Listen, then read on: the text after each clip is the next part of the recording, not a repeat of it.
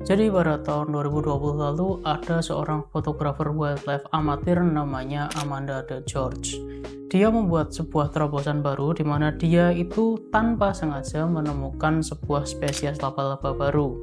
Dan gilanya lagi, spesies laba-laba baru ini dia temukan di halaman belakang rumahnya. Dari sini aku yang dulunya suka banget fotografi nature, akhirnya jadi kepengen nih coba-coba bikin project fotografi makro lagi. Tapi sayangnya seperti yang kalian lihat di sini ya, harga-harga lensa makro di pasaran saat ini tuh nggak masuk akal. Harganya tuh bisa dari jutaan hingga puluhan juta rupiah. Untungnya ada cara untuk dapetin foto makro buat aku dan kamu yang low budget ini. Ini dia alatnya.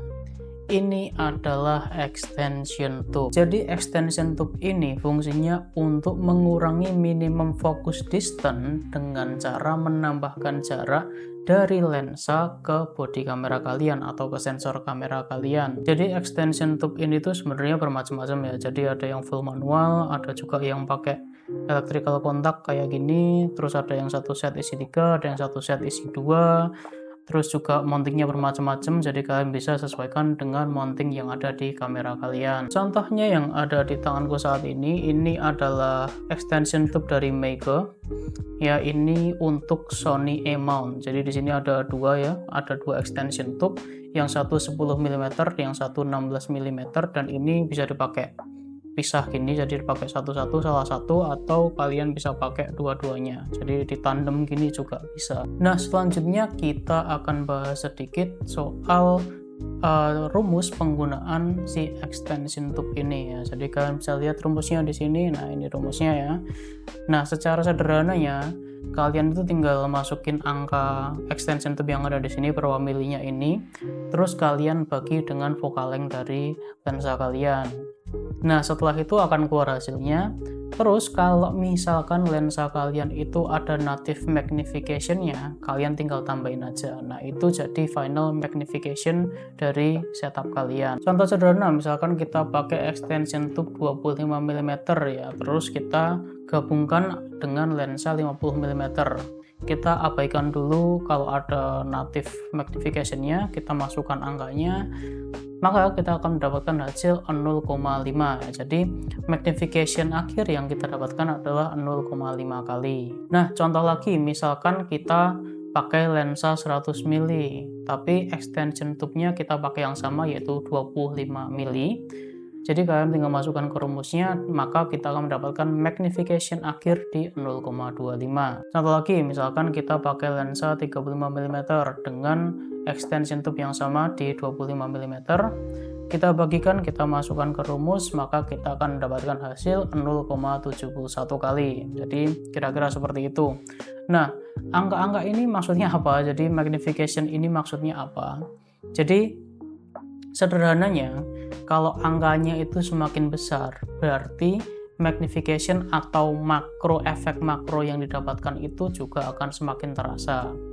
Nah, sebagai perbandingan aja, jadi sebenarnya secara teknis lensa itu bisa dikatakan sebagai lensa makro kalau dia bisa mendapatkan magnification 1 kali minimal, jadi 1.0 ya, 1.0 kali. Nah, itu baru bisa dibilang lensa itu adalah lensa makro yang sebenarnya secara teknis. Jadi kalau kita bandingkan dengan perbandingan kita tadi, contoh-contoh yang aku berikan tadi, sebenarnya contoh-contoh tadi itu tidak ada yang 100% bisa dibilang real makro ya. Lebih cocoknya sebenarnya kalau secara teknis disebut sebagai fotografi close up. Nah, mungkin dari kalian udah ada yang mikir nih, kalau gitu caranya mending kita pakai lensa yang milimeternya pendek aja dong, kita pakai lensa wide aja dong. Kan kalau dari contoh tadi, ketika milimeternya tambah kecil dengan extension tube yang sama, kita akan mendapatkan magnification yang lebih besar kan. Nah, secara teori sebenarnya ya ada benernya sih, cuman dalam prakteknya biasanya kalau kalian menggunakan lensa dengan milimeter yang terlalu wide, dia itu semakin susah buat kamera ini mendapatkan fokus gitu, karena dia jarak dari objek ke kamera, ke sensor kamera itu harus menjadi lebih dekat, biasanya seperti itu. Nah, Kemungkinan terburuknya atau efek sampingnya itu tuh bisa aja satu, depth of field-nya jadi semakin sempit, yaitu yang pertama. Dan yang kedua, kalau yang lebih parah, itu bisa saja kamera kalian itu nggak bisa fokus sama sekali, nggak mau fokus, karena titik fokusnya itu berada di dalam bodi lensa. Jadi kalian nggak mungkin bisa fokus sama sekali. Nah, meskipun sulit untuk mendapatkan magnification yang proper supaya bisa disebut sebagai real makro ya, tapi sebenarnya si extension tube ini tuh sudah cukup mumpuni untuk foto-foto macro style yang casual seperti kan motret serangga, motret bunga, dan lain sebagainya. Itu sebenarnya menurutku sudah cukup-cukup aja. Oh ya, ngomongin soal setup foto, ini adalah setup foto kita. Jadi untuk kameranya, untuk bodinya kita pakai A7R Mark II.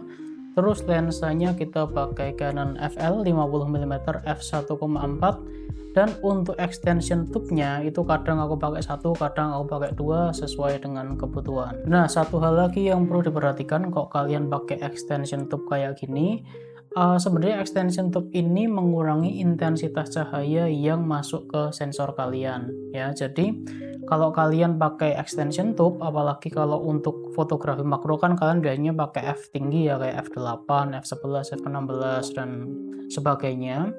Aku akan sarankan kalian pakai aksesoris tambahan seperti tripod atau flash kalau punya, supaya pengalaman motret kalian itu lebih maksimal. Nah, ngomongin soal aksesoris, ada satu aksesoris lagi yang sering dipakai oleh para fotografer makro, yaitu bentuknya diffuser kayak gini ya.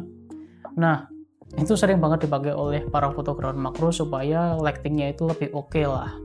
Tapi karena tujuan untuk eksperimen kita kali ini adalah low budget, maka aku akan improvisasi pakai kantong plastik putih kayak gini. Untuk pengalamanku pakai extension tube ini, aku rasa ya oke-oke aja sih ya. Jadi emang ya gambarnya oke, nggak ada perbedaan image quality yang terlalu signifikan atau gimana, aman-aman aja.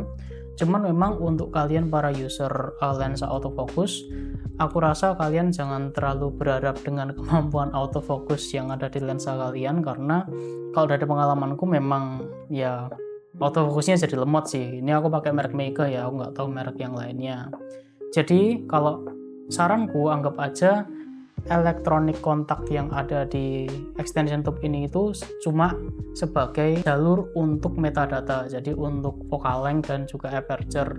Dan juga buat kalian para user lensa autofocus yang sudah STM, elektronik kontak ini berfungsi sebagai pengirim signal supaya kalian bisa tetap mainin ring focus dan juga atur aperture, karena kalau nggak ada elektronik kontaknya kan lensa STM kalian nggak bisa jalan kan. Overall aku cukup senang dengan hasil yang kita dapatkan dengan setup yang lumayan sederhana seperti ini ya.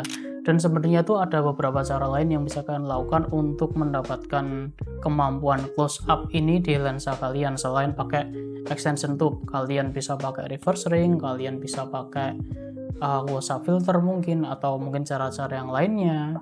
Tapi untuk sementara aku akan tetap pakai setup yang ini. Siapa tahu kita bisa mendapatkan foto-foto yang estetik dan kita mendapatkan spesies baru seperti si Amanda. Jadi sekian untuk video kali ini. Silahkan like dan subscribe, dan kita ketemu lagi di video selanjutnya.